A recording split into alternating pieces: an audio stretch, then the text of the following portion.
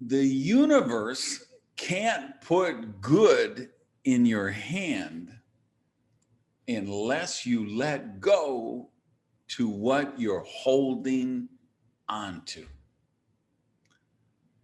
Hey, good morning from Miami. Good afternoon, good evening, wherever else you may be around the world. Randy Gage here, and it is 10 a.m. sharp in the East. And it's time for our weekly Prosperity Unchurch. This is not a church. It's not a religion. It is a prosperity ministry that I do a celebration service every Saturday on a love offering basis, a pay what you can, pay what you desire basis. It's just a non-religious, non-denominational unchurch for people who don't like church or people who go to church and also want a little unchurch on the side. Do me a favor and check in the chat. Let me know where you're watching from. Same thing for you guys on the replay. We do this every Saturday, 10 a.m. Eastern in the US. And then I repost it on the Power Prosperity podcast every Monday morning. And usually by the end of the day, Monday, we put up the replay on my YouTube channel, Prosperity TV. Tell a friend about the service. Get a watch party, watch with people of consciousness that you know and you'd want to circulate the principles of prosperity with.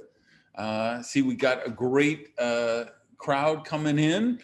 I got Paula Z on the JOB, who always runs the show for us, and Jose and Jorge, who help just kind of keep the thing on track every week. Good to see Rena, as always. Peter up in Canada. Lornette is back in the house again. We got Jedi Knight, Bob Berg. So great to see everybody here. Let's dive into this and look at what we're going to do in this lesson. Is we're going to look at the physics behind an element of prosperity. And by physics, I'm going to mean what some people call the vacuum principle in physics, what maybe Reverend Catherine Ponder would call the vacuum law of prosperity in her books. But if we really go into physics, we could talk about plenism.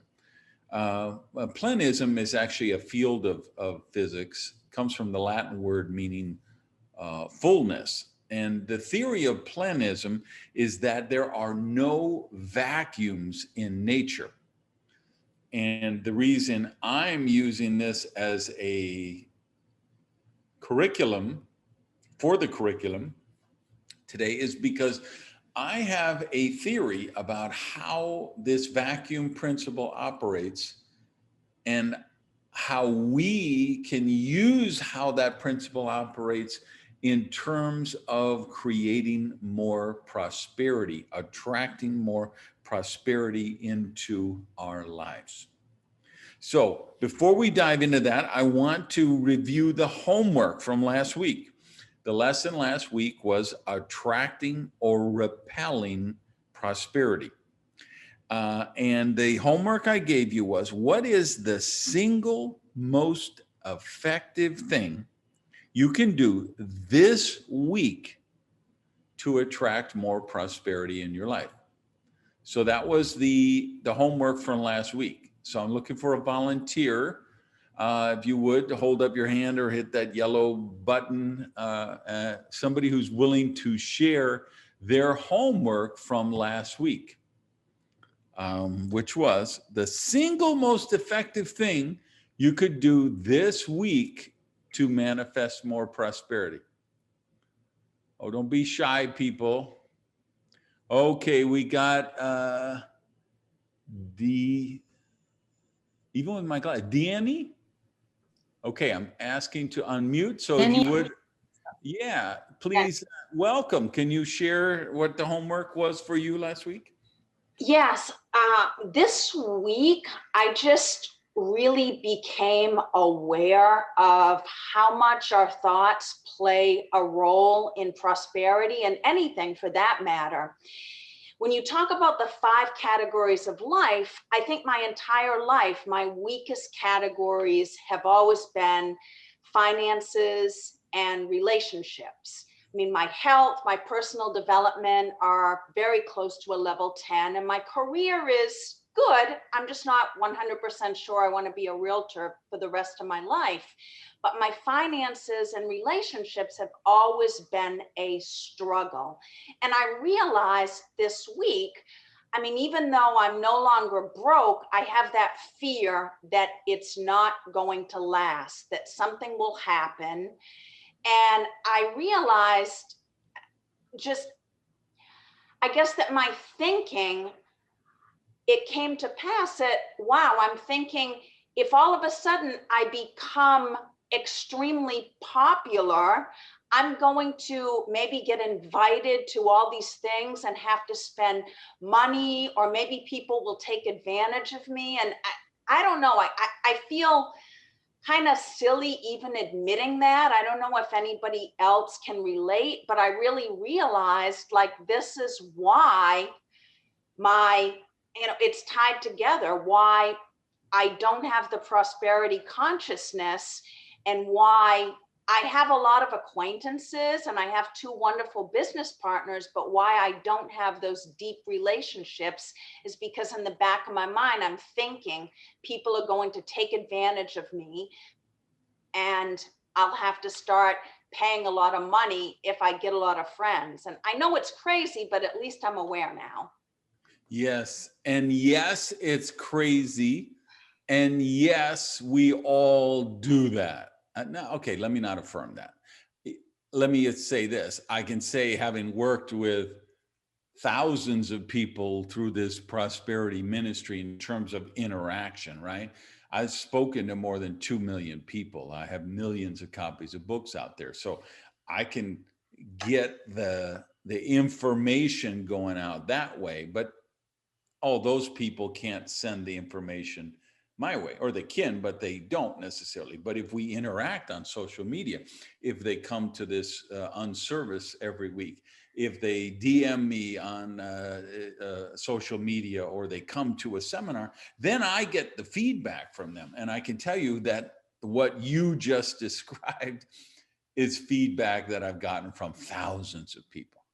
And I can tell you, even myself, I just, where you're ahead of the game, I can tell you, is you're aware of it. Because I, for 10 years, maybe longer, had that fear, allowed that fear to cloud my daily behavior in a subconscious way without realizing it, and sabotage myself. Just because, and we're really going to get into how that plays out when we talk about this vacuum law, because I want to give you a couple examples of vacuums that I had to create in my life in order to make room for prosperity to come in. And so that was really important. Okay, I see Scott wants to chat. Let me, if you would, unmute, please, Scott. What was the homework? What did that mean to you? Well, first of all, I'd like to say, Denny, just like I totally, connected with what she just said. So I make a very good income. I've made a lot of money every year for many, many years, yet I have very little wealth, right? It's crazy.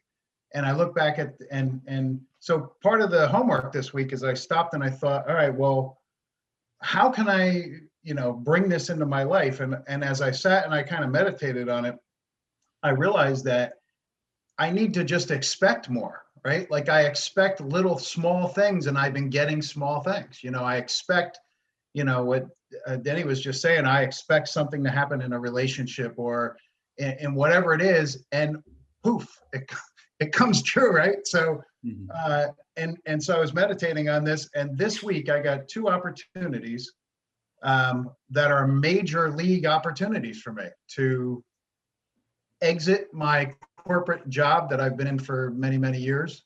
I have a pretty high level position in the company, and I just don't want to do it anymore. I get up in the morning, I have no juice to do that. You know what I mean? And so, and all of a sudden, you know, voila, as though it's magic, these two opportunities showed up, and you know, and I'm exploring both of them, and it scares the living daylights out of me, right? I don't know the reason why, but you know, I guess because I'm used to getting a nice fat paycheck, and you know, I fly around the country first class, and my company pays for everything. I stay in nice hotels, all these kinds of things, but that means nothing at the end of the day, right? That gets me personally nothing. I get a few points out of it. I get some Marriott points and some United miles, right? And outside of that, I get nothing. so yeah, it really resonated with me, and especially what Denny was just saying. It was like you know, like she was reading. I'm sure, like she was reading everybody's thoughts, right? But she was certainly reading mine. So, all right. Well, thanks for sharing that. And I will say you also tie in perfectly to the lesson this week, because for you to take one of those two opportunities that he's just been offered, he's going to have to create a vacuum, because he's going to have to release that nice high-paying job that he has right now. That's exactly what creating a vacuum is about. Let me share with you Aristotle. You might have heard of him. He's credited with he's kind of the first person who said nature abhors a vacuum. That was a postulate of his. And I want to read you what he wrote. He said, in a void, no one could say why a thing once set in motion should stop anywhere. For why should it stop here rather than here? So that a thing will either be at rest or must be moved ad infinitum unless something more powerful gets in its way. So that's actually from his book four of physics, section 8. So if you're looking for some lazy summer hammock reading, get the book's Physics from Aristotle and read it. But you know, this is the research I do for you guys, because I like to see whose shoulders are we standing on, where these principles that we talk about, who is talking about them when and why, how are they relevant to our life today. So Galileo bought into this. Many philosophers and scientists bought into this. And then I will say that some students of Galileo, they believe that a perfect vacuum can be created in principle. That was the first kind of scholarly delta between what Aristotle taught, Galileo bought in, all of the scientists of the time. So the students of Galileo ran some experiments and said, yeah, we found a way to create a perfect vacuum in principle through experimentations. But now let me share with you my thesis, what I'm going to postulate about this. And I'm going to postulate or posit that the universe and its ecosystem have inherent bias for evolutionary development. What does that mean? That sounds kind of scientific, and I'm a high school dropout, so I can't be that scientific, right? Evolutionary development. Well, what do we know? We know that when the tigers came or the raptors attacked or whatever challenges faced mankind, humankind, as we developed, the strongest of the species survived. right? That, why did humans learn to fashion weapons? How did they first create a bow and arrow? What led them to do that? To sharpen a stone and turn it into the tip of a spear and use implements as weapons, whether weapons of defense or weapons for hunting. This was survival of the fittest. This was evolutionary development. And the species which could not respond to what was happening in the environment around them, they became extinct, right? So this is a default. Why every one of us could go to, 23andMe or any of those genetic sites and track who were your great grandparents and then who were the great great grandparents and if we wanted to, we could go back, and ultimately it was going to take us back to the days of the caveman, right? And we know that the strongest survived, the smartest survived, the people and other animals and plants. This is all through nature, all through the universe. Planets, stars, all of this is an evolutionary development. So my vacuum thesis is that, hey, this is a basic reality for the universe, is that there's evolutionary development, which means the healthiest survive. And I'm going to go one step further and say, since that is true, that makes the inherent nature of the universe good and healthy. Because it means the universe is set up to make sure that the strongest, healthiest, smartest members of any species, plant or animal, survive. And that's good. Because that's what it doesn't guarantee, but it gives the best chances for survival of the species. That no matter what happens on Earth, the best chance we have for survival is that who's ever on Earth at that moment in time is the smartest, strongest, healthiest descendant of the genes going back for literally thousands and thousands of years. And since the inherent nature of the universe is good, a vacuum will always be filled with good. So when Aristotle says nature abhors a vacuum, I say, yes, go, I can look out here and I can see Miami Beach. I'm on an island between Miami and Miami Beach on Biscayne Bay. So I've got the Miami Beach, and if I go to the end of Miami Beach, that's all the sand on the beach, and that's the Atlantic Ocean over there. And if you go there and you walk on the beach, your footprints are going to be there in the sand. That footprint is a vacuum.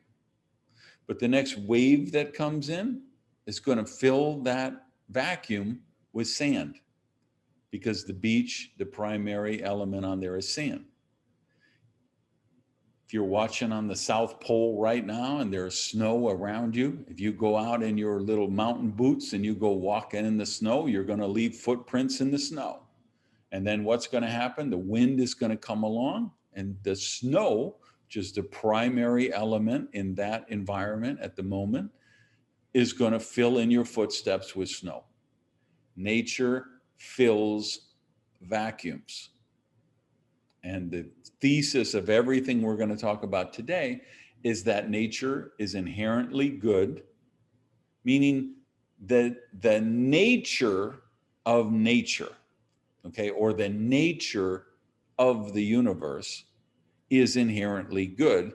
And so when we create a vacuum, the universe is going to fill that vacuum with good. So the very first question I ask someone when they come to me and they say, okay, my prosperity is blocked. I just, I'm reading books, I'm listening to podcasts, I go to seminars, I'm working my face off, I'm doing everything I can to be successful, but I just haven't broken through. I don't understand. I'm doing everything that I'm supposed to be doing, but I'm not breaking through. I'm not manifesting prosperity. The first question I ask is, what are you holding on to that you need to be releasing? So in my case, I mean, I was absolutely clueless for the first 20 years of my life. I didn't know seminars existed. I didn't know self-development existed. I didn't know there were self-development books, right? I read mysteries and espionage thrillers. So that was my saving grace, I think, as a child, is I loved to read. And that's what allowed me to turn my life around, because I love books. I love to read. But I didn't know there were those kind of books. So I was really blessed. I got involved in direct selling at 20 years old. The guy who introduced me to the business was taking me to a meeting, and we were driving in his car, and the radio was just playing this guy. Wow, wow, wow. You know, he's just talking and talking and talking. And I said, what station is this? You know, can you change the station? There's no music on this station. And then it was probably a cassette tape, right? He said, like, there's no music. That's a Wayne Dyer tape. I'm like, Wayne Dyer, what does he sing? What does he play? He's like, no, he's not a musician. He's a self-development expert, or a personal growth expert, or, you know, whatever he said, something to that effect. I'm like, what the hell is that? It's like, it's an expert in how you become better as a person. Well, I mean, you could trace my ancestry, take my grandfather, great grandma, you know, trace them all back to the Mayflower when we came over from England. And I promise you, nobody in my family had ever been to a self-development seminar, heard of a self-development book. It just wasn't the world we lived in, you know? So I didn't even know that stuff existed. So this was a real awareness for me to understand about personal growth and self-development. And of course, that's been my passion ever since. And but even discovering that was at 20 years old that I discovered personal growth, and I became passionate about it. I read all kind of books. I listened to all kind of tapes. I went to all kind of events and seminars and workshops and studied everything I could on this subject. But it took me more than 10 years to understand this vacuum principle that we're talking about today, because it was more than 10 years, it was almost 15 years that I realized the reason I wasn't becoming successful is because I couldn't release being a victim. Let me say that again. The reason I couldn't be successful was subconsciously. I could not let go of living in victimhood, because that victimhood was giving me an emotional payoff. And that was the only positive, or so I thought, emotional payoff that I was getting in my life at that moment. I simply, I needed it like most of you need oxygen. My self-esteem was so low. I was so fear-based. I was so insecure. I was so desperate for external validation, meaning I was so desperate for validation from other people that, and I wasn't doing anything that would attract me admiration or respect or, God forbid, love.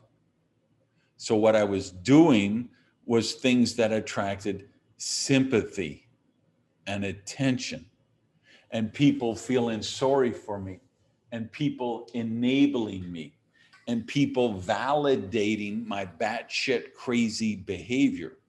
I surrounded myself with victims, with professional victims like myself, and they validated my victimhood. And so I lived in that victimhood with those people. And that, I had to, took me 10 to 15 years to recognize that, and recognize the universe can't give me any good because I'm clenching victimhood in my fist, and I won't let go of it, or I wouldn't let go of it at that time. So if you've been here, I think this is week 15 or 16, right? The first lesson was the first Saturday of January 2021. Who was here with me on lesson 1? Can I see hands in the thing? Let me go through, wow, a lot of them. Let me go through the screens. Good for you guys. So if you remember, in lesson number 1, I talked about being at the Airport Marriott, located over that way, on a Christmas Eve, writing my suicide journal because I was going to give up on life. And that was kind of the culmination of my living in victimhood for so many years.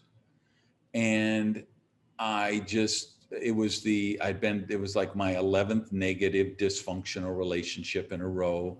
And, I had health challenges, and I had business challenges, and just everything in my life. You've heard of the Midas touch, where everything you touch turns to gold. I had the manure touch, okay? Everything I touched turned into shit. Just, that was my life at that point. So, and by the way, it's very important to say I got professional help. I worked with a therapist. I didn't take my life, right? There's always another option. There's always a better option. And if you ever face that, please get professional help. Don't face that alone. Nobody can handle that alone. You need professional help with that.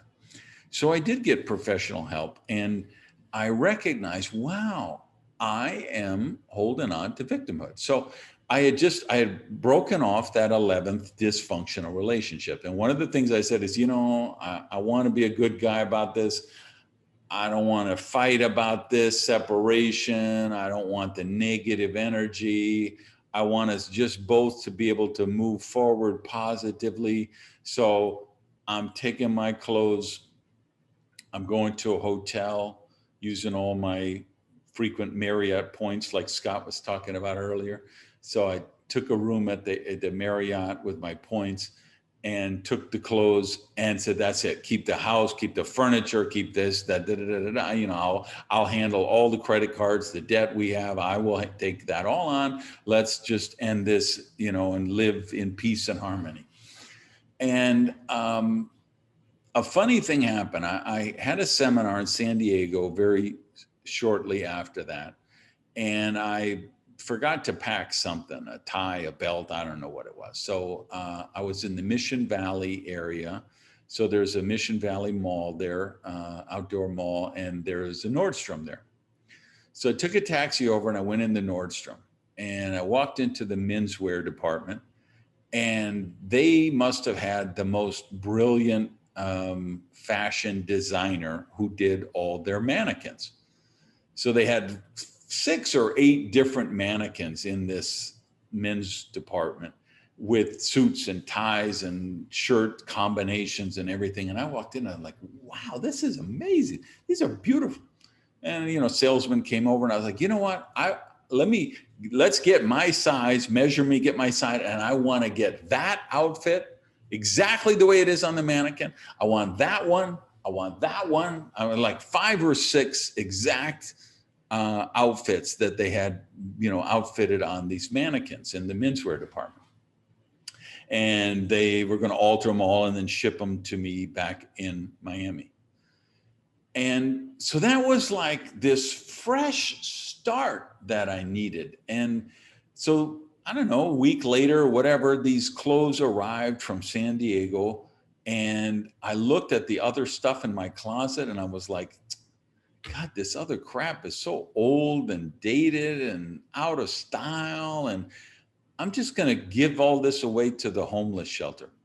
And then I realized, I just looked in my sock drawer and my t-shirt drawer and my underwear drawer. And I said, and this was not intentional or mindful. I just kind of came to the realization like, I'm just going to get everything new. So I literally replaced every belt, shoe, socks, underwear, t-shirt, sweatshirt, everything that I owned.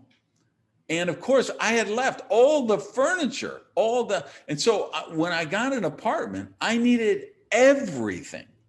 I needed silverware. I needed a blender. I needed a toaster. I needed an iron. I needed salt and pepper shakers. I needed pots and pans. I needed blankets. I needed towels. I needed everything. And I realized looking back later that was the vacuum that I needed to create in my life. I had to let go of everything in my past and create a new me. And again, I feel like this is just one of those steps that led me to write the book, Radical Rebirth. I feel like that was one of my rebirths along the way, where again, I recognize, hey, I don't have to kill myself. I can just kill off the parts of me that I don't like. And that's what I want you to get, is you can release the parts of you that you don't like, the parts of you that no longer serve you, and then replace them with character traits, attributes, habits, beliefs, behaviors that do serve you. And we can create a vacuum in any one of those areas.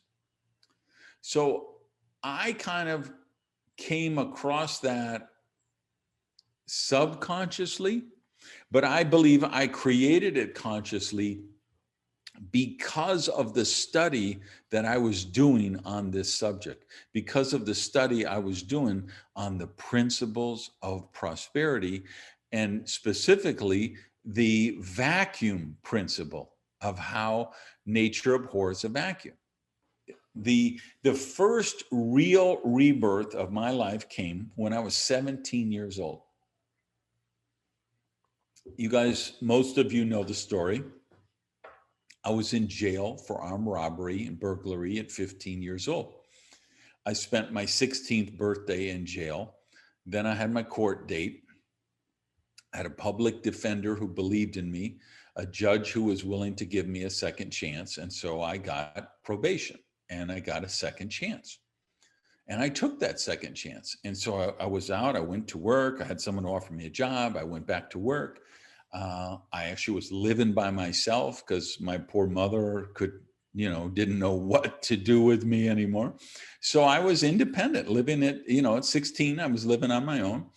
And then at 17, I just decided I'm going to move to Miami. This has been my dream my whole life, that I want to live somewhere warm in the wintertime. It was January in Wisconsin. 60 below zero wind chill factors. There was like 30 inches of snow on the ground, broke a record that had been set in 1910. Shopping center roofs were collapsing from the snow. School roofs were collapsing I'm like, I don't need this anymore. I want palm trees and sunshine and ocean breezes. And I packed up what I had, an old Plymouth. I packed up whatever I could fit in my Plymouth. I had $350 and I drove down to Miami. And what I was doing was creating a vacuum. And let me tell you what the most important vacuum was that I created there. It was the vacuum I created of the people in my life. including, and I don't say this to be mean or arrogant or snarky or throw shade on anybody, but including many people in my family that I recognized subconsciously, not even aware of it, that, you know what, the healthiest thing I could do is put 1,500 miles between me and the people that I'm spending my life with. Because everybody I was spending my life with had a limiting view of life. They were mired in poverty consciousness. My family was a poor family. My neighbors were poor neighbors. Most of my friends were poor. The people that really were close to me were all poor, all suffered from poverty consciousness. I was a professional victim. I had subliminally somehow surrounded myself with other professional victims. And when I created 1,500 miles of separation between me and those old people in my life, I created a vacuum, which allowed me to attract some people of higher consciousness. And then at some point along the way, I discovered the Science of Mind Church down on Miller Road. I discovered Unity on the Bay up here in Miami. And then I discovered the Reverend Fillmore, Reverend Ponder, Reverend Holmes, and the Eric Butterworth, and people like that, and books like As a Man Thinketh, Think and Grow Rich, The Magic of Thinking Big, The Richest Man in Babylon, How to Win Friends and Influence People. Those books that just expanded my consciousness. So fast forward a few years, now I'm teaching a weekly prosperity class at the Unity on the Bay in Miami Church. And so I think it's every Wednesday night, I have people coming and I'm teaching a lesson. And after class one night, a girl hangs around, wants to talk to me. Okay, what's going on? She's like, this class doesn't work. Everything this is all bullshit. It's not real. I'm doing everything you say, and my world is falling apart. Well, really? Well, what's going on? Tell me what. She said, first of all, my boyfriend left me, and I got fired this week. So now I lost my boyfriend and my job. So tell me how this works. And as lovingly and gently as I could, I had to say, honey, you spent the last 3 months telling us how abusive this guy, your boyfriend, has been to you. This was a frequent topic when we had group conversations, that how he demeaned you, how he insulted you, how he resented you, and how he is holding you back. And the other thing, which you've been saying since the day you came into this class, was how cheap you think your boss is and how much you hate your job. And so I would maintain that this prosperity class is the greatest success story in your life, because I don't think she had the guts. And I don't say that to be demeaning or derogatory. I'm just talking, let's be real here, right? I don't think she had the guts at that point in her life to ever leave that abusive boyfriend. She didn't have the self-awareness and the self-esteem to be able to do that. And I don't say that in a judgmental way. I say that in a very fact-based way, that, okay, we all are at different levels and speeds of development, and we get to certain benchmark levels at different speeds. And she wasn't yet at a level where she could recognize and say, this man is toxic, unhealthy, and dangerous for me. and I need to end this relationship. But I believe by coming to the prosperity class and reading the books I was assigning and having the discussions we were having every week, that she elevated her consciousness to a level that he would no longer stay with her, because she wouldn't just lay down and be an automatic victim for him. And so he no longer got the joy out of the relationship. She started to set some boundaries as her self-esteem was developing. And I believe the same thing happened with her job. I think she, she subconsciously was growing, and she was not willing to take the same kind of very similar kind of abuse she was receiving working in an exploitative situation with her boss. And the boss figured that, hey, there's somebody I can exploit easier, or there's somebody I can exploit better, more effectively, get more of the negative, fulfillment that he was getting from that. So that's the practical application of what we're talking about. For me, I've alluded to this in the past, but it's really worth saying again now because it's so relevant to our topic today, of the health challenges I had for so long. And it took the study of this principle for me to recognize I was hanging on to those because I was hanging on to victimhood. And the reason why was I hanging on to victimhood is because I was such an emotional cripple that I couldn't love other people, and much more specifically, I couldn't allow other people to love me. So, this is just a reality. The family I grew up in, nobody ever said, I love you. Okay. My mother never said, I love you, Randy. My grandmother never said, I love you, Randy. My grandfather never said, I love you. Okay. When I would see my grandfather, which wasn't that often, they were divorced, my grandmother and my grandfather.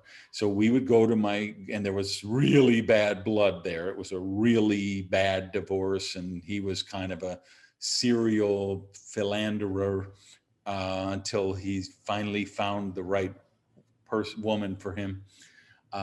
So there was a lot of negative. So we didn't see him that often. My grandmother had raised her 3 daughters after the divorce, and so they didn't see their father that much. And so my mother had started to see my grandfather a little more, maybe once or twice a year we would see him. And when I would see him, he would hold out his hand and shake my hand. Hello, Randy, good to see you. There was no, oh, Randy, let me give you, it's like when I first started working in Latin America, and I would go down, it just, everybody kisses everybody hugs everybody tells them that they love them. I was like, my mind was blown. I had never seen anything like this. This was such a new reality for me. It was just crazy for me. And so I got to the point where, and it took me like 4 years of therapy to get to the point where I could love someone, tell them I love them. They could tell me they love me, and I could accept that love. But until that happened, I was desperate for love, desperate for affection. And you know how I got it? By manifesting illness. Because then every day when I got out of bed and I grabbed my back and I slowly got up, whoever I was in relationship with, are you okay? How are you feeling this morning? Is your back bothering you again? And that was the focus of my life, was the attention that I got by being sick. Because what I was doing, Scott, I hear. This is what I came with. I'm just trying to catch up with some of the comments. Yes, totally, totally. Great stuff here in the chat. Love seeing what you guys are doing. So I substituted sympathy for love. And the only way I could ever get to the point where I could accept love was by releasing the sympathy, releasing the need for sympathy. Okay, that was a huge, huge thing for me. Okay, just trying to keep up with the chat here. So here's where I would go next with this in terms of practical application. One of the most dynamic elements in manifesting prosperity is your environment, your posse, your crew, the people you run with. Jim Rohn used to say your income will be the average income of the 5 people you spend the most time with. And I've always maintained we could take that across the board with prosperity. And I will say your marriage will be the average of the couples that you hang out with. Your health will be the median of the health of the people that you hang out with. Your happiness will be the median of the people you hang out with. Your money, material things will be the median of the people that you hang out with. So a little, jumping ahead, I can tell you the topic for next week's lesson is your circle of power. And I'm jumping off of an idea that Jorge Melendez gave me, which is your homework. Part of the homework we're going to talk about for next week is you get your circle of power in the chat with you next week. 3 people, 5 people, 6 people, the people who are the most important in your life, your posse, your circle of power. I want you to have them with you. You get them to the lesson next week, next Saturday, 10 a.m. Eastern time, right? And because that is where a big part of the vacuum law, the vacuum principle is going to come into place. I had to let go of sympathy in order to be able to take love. I had to let go of disease and illness in order to take health. You will have to let go of victimhood to become a victim. You will have to let go of vengefulness, pettiness, jealousy to allow love to manifest in your life. And a big part of this is going to be that circle of power, the people you surround yourself with. And let me rephrase when I say the people you surround yourself with, let's change the wording on that to the people that you're holding on to. So let's back up. Let's go all the way back to the first question I asked. What are you holding on to that you need to be releasing? And now let's twist it a little and add a little flavor to the recipe and say, who are you holding on to that you need to be releasing? That's where we're going with all this lesson. So I'm going to, Paula, let's pull up the Go page, if you would. We're going to do if you want to support the work, the page to go to is randygage.com/go. I want to do this, and then I'm going to give you your assignments, okay? So randygage.com/go for you guys listening on the podcast. This is how you can support the work. Paula, can you pull up the offering statement, please? So again, I want anybody in the world who doesn't have a way to afford the work to be able to access it. So I put this out on a love offering basis. I have people who tithe every week. I have people who, say, hey, this is a normal $37 e-course I would take anyway, so I'm sending $37 every week. I have people who can afford $1 or $5 or $2, and they send it. And I love those people as much, if not more, than the people who send $100 and $1,000, because I know what that means to them. So can you find the offering statement, Paula? Okay, here we go. So if you would like to support the work, this is the offering statement I want to affirm out loud. You can say it with me, because we're going to send this energy out through the universe. Prosperity begins with me. Holding this seed offering in my hand or my heart, I send it forth as a vessel of hope, healing, and highest good, knowing it blesses myself, the recipient, and the universe around us. And so it is. All right, so I believe in that. That's we're going to talk about this in another lesson, what we call the circulation law of prosperity, right? So that's what this giving is about. You're here for the course, and I have some of you, we're up to maybe 2,300, 2,500 people take the course every week now through either the live, the podcast, or the YouTube channel. So it's growing, but there's 2,000 of you who do not support the work. So you gotta, look yourself in the mirror and say, hey, am I living by those principles of prosperity? That's the point. What we want to focus on every week is how to live the principles of prosperity, free enterprise, and generosity.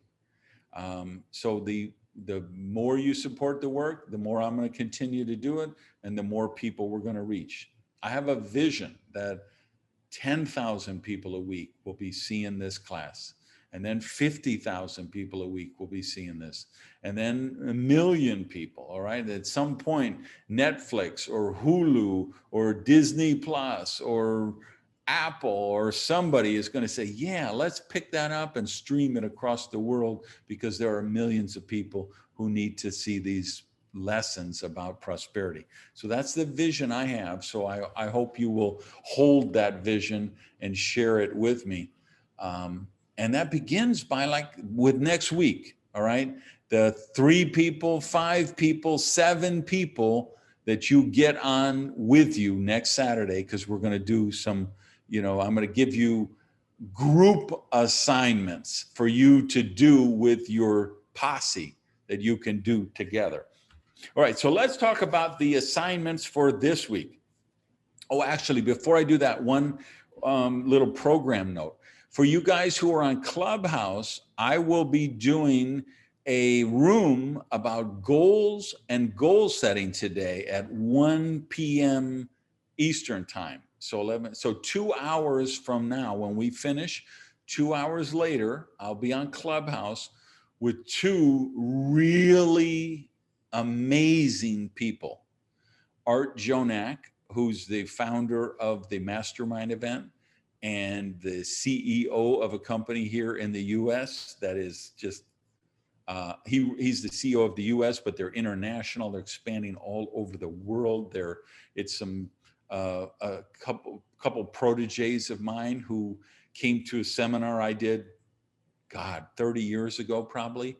And they now started a company in Scandinavia, and they're killing it. They're just crushing it.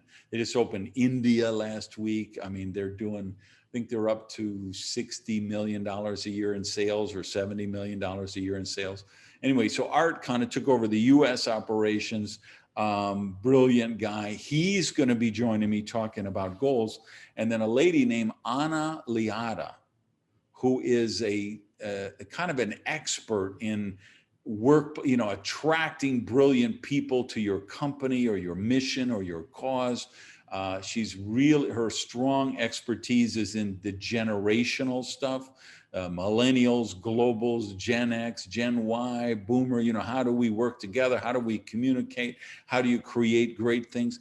And the 3 of us are just going to have a really free-ranging conversation about goals goal setting, and how you make goals that empower you. Because I think what started this is just a conversation, and Art and I were having on Signal the other day about how many times people set goals that de-incentivize them, right? They set a goal, they fail to achieve the goal, they beat the hell out of themselves, and they take this goal and turn it from a positive thing that should pull them forward into a negative thing that holds them down. Anybody relate to that? Give me an amen in the chat, or a hand up, thumbs up, right? You know what I'm talking about. So anyway, Art and I were having this back and forth the other day, and I said, dude, we need to be doing this on Clubhouse so people can listen in. And he's like, dude, you're right, let's do it. And then I called up Anna and said, Anna, you got to be in on this. I think you could really. So that's going to be today on Clubhouse. Just follow me. It's Randy Gage, RANDYGAGE. That's my handle on Clubhouse. All right. So your homework, and then I'm also going to give you some assignments, some affirmations for the vacuum principle. But your homework is, number one, is mindfully, consciously recruit people to be in the lesson with you next Saturday. 3, 5, 7 people. Let's pick 5 as an ideal number. You're going to attract 5 people to come in and take the course with you next Saturday. That's assignment number 1. Assignment number 2 is answering this question, and you better, I don't want to see any shrinking violets next week. You better be ready to answer this question for the group, because there will be a test. What are you holding on to that you need to release and create a vacuum in your life?